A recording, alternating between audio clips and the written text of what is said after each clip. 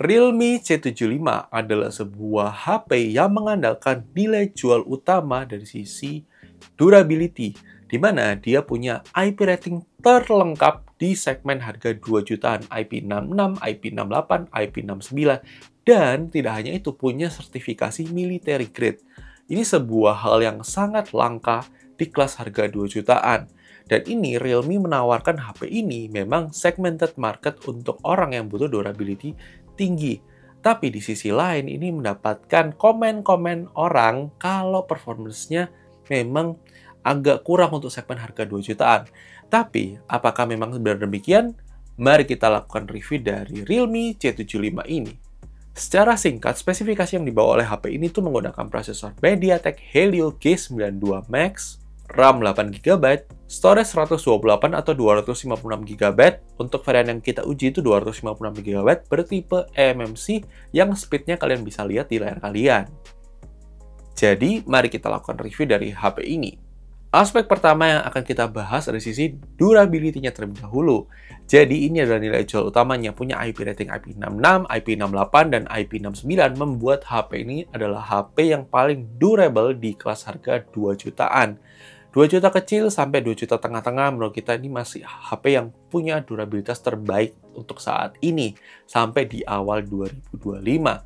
Dan tidak hanya itu, Realme Indonesia memberikan jaminan after sales yang bagus, di mana kalau HP kalian itu kemasukan air, karena kan dia sudah memberikan jaminan anti air, dalam waktu 1 tahun penggunaan, itu kalian akan mendapatkan free service menurut orang Realme Indonesia ya guys. Dan ini sesuatu hal yang bagus dan sangat jarang brand memberikan jaminan tersebut untuk HP yang punya IP rating. Ini suatu hal yang kita perlu apresiasi oleh Realme ya guys. Kemudian nilai jual berikutnya ada di sisi baterai 6000 mAh-nya. Selama kita gunakan, ini pasti lebih dari sehari pemakaian. Tidak bisa habis kurang dari sehari pemakaian. Menurut kita ini baterainya memang awet karena 6000 mAh itu besar ya guys. Dan untuk penggunaan harian termasuk nyaman, termasuk oke secara baterai life-nya ya guys. Dari sisi baterai yang sebesar itu, HP ini dibekali oleh charger 45 watt yang butuh waktu sekitar 1 jam 15 menit untuk full charge. Yang itu suatu hal yang masih bagus untuk segmen harganya ya guys. Lanjut kita berbicara soal performance yang akan menjadi isu bagi sebagian orang. MediaTek Helio G92 Max di harga 2 jutaan tuh memang sebenarnya masih akan menjadi pertanyaan bagi sebagian orang yang memang suka mending-mendingin HP dan memang butuhnya itu hanya performance aja. Karena masalah HP itu adalah masalah kebutuhan tiap individu berbeda-beda. Memang untuk G92 Max dengan konfigurasi tertinggi yang kita gunakan ini, itu kita memang masih menemukan adanya stutter selama penggunaan harian. Masih kadang-kadang buka tutup aplikasi agak lambat, memang karena memori storage-nya masih bertipe eMMC, yang memang itu karena chipsetnya hanya mendukung tipe storage itu. Tapi kalau kita hanya gunakan untuk harian seperti sosial media, browsing, nonton, menurut kita tuh masih termasuk cukupan saja ya guys. Kita tidak bisa bilang nyaman, tapi termasuk cukupan saja untuk segmen harga 2 jutaan. Ya masih bisa tolerable, mengingat nilai jual utamanya bukan sisi performance-nya. Tapi untuk benchmark-nya itu dapat skor Antutu di 270 ribuan, sebuah angka yang tergolong ya cukup saja ya guys untuk segmen harga 2 jutaan. Kemudian bagaimana dengan Geekbench 6? Kalian juga bisa lihat skor perbandingannya di layar kalian untuk segmen harga yang sama. Kemudian 3D Mark Wildlife Extreme Stress juga kalian bisa lihat perbandingannya di layar kalian. Terakhir PC Mark juga kalian bisa lihat skor perbandingannya di layar kalian. Lanjut kita bicara soal gaming. Kita uji coba 7 game di sini. Ada game Mobile Legends. Kalian bisa lihat kita kebukanya setting di 60 fps. Tapi termasuk cukup baik dan cukup stabil di average FPS-nya 57 fps. Kemudian game PUBG Mobile ini juga kebuka settingnya di 40 fps. Termasuk lumayan oke dan termasuk cukup stabil di 39,5 fps. Lanjut kita bicara soal game COD Mobile. Ini kebuka di 60 fps settingnya. Nah, ini FPS-nya agak naik turun, sehingga rata-ratanya di 53,5 FPS. Kemudian, game HOK Mobile di 60 FPS settingnya, ini cukup stabil, dapat di 59,4 FPS. Kemudian, game FIFA Mobile, ini kebuka settingnya di 30 FPS dan dapat rata-rata di 29,8 FPS. Kemudian, game Free Fire kebuka di 60 FPS untuk settingnya, dan dapat rata-rata di 38,8 fps. Memang nggak stabil ya untuk game Free Fire. Kemudian game Genshin Impact kita setting di lowest dengan frame rate 60, kita hanya dapat rata-rata di 24,6 fps. Sebuah angka yang memang tergolong nggak cocok buat HP gaming di kelas harga 2 jutaan ya guys. Tapi kita sudah mention memang Realme tidak memberikan HP ini untuk performance ready. Dimana ya ini sekedar untuk penggunaan harian yang fokusnya ke durability tadi ya guys. Dan di sini kita juga bisa lihat akan sedikit menghangat ketika kita gunakan untuk bermain game, wajar ya guys. Lanjut kita bicara soal kamera. HP ini berkaliber kamera 50 megapiksel dan kamera depan sebesar 8 megapiksel. Secara kualitas untuk foto dan video menurut kita ini sudah lebih baik daripada generasi sebelumnya Realme C65 dan menurut kita sudah lebih improve meskipun memang belum ada stabilisasi untuk perekaman videonya sehingga akan lebih shaky. Kalau untuk foto-foto tergolong masih oke, termasuk masih acceptable untuk kelas harganya. Kalian bisa lihat untuk sampel foto dan videonya setelah ini ya guys.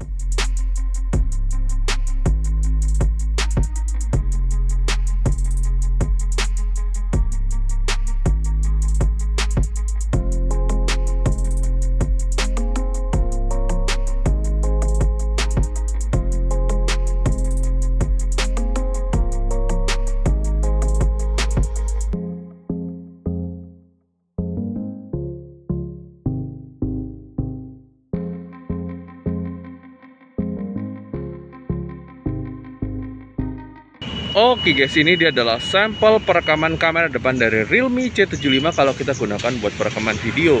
Gimana mau kan? Apakah bagus atau tidak? Silahkan tulis pendapat kalian di kolom komentar. Kalau menurut kita sih kualitas dynamic range-nya juga termasuk masih bagus untuk segmen harganya. Cakep ya. Tapi gimana mau kalian? Silahkan tulis di kolom komentar ya guys.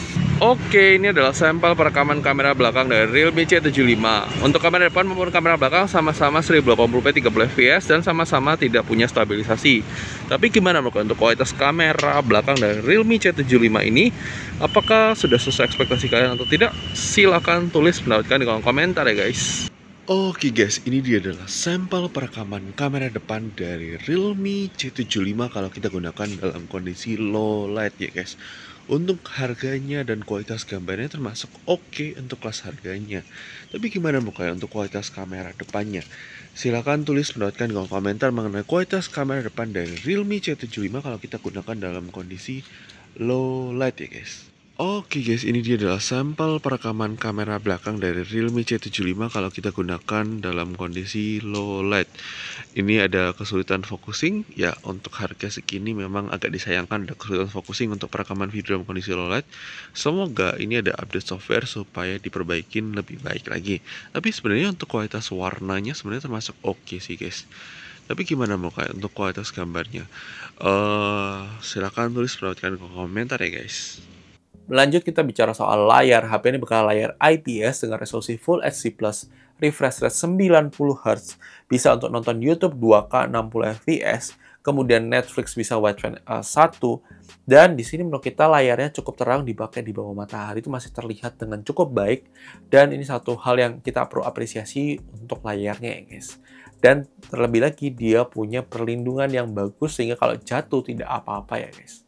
Kemudian kita bicara soal speaker. HP ini berkaliber single speaker yang kualitas audionya termasuk standar saja untuk kelas harganya. Kalian bisa dengarkan sampel audio speakernya di video unboxing, kita sudah tes speakernya ya guys. Lanjut kita bicara soal security sendiri. HP ini berkaliber side fingerprint scanner dan juga sudah ada face unlock.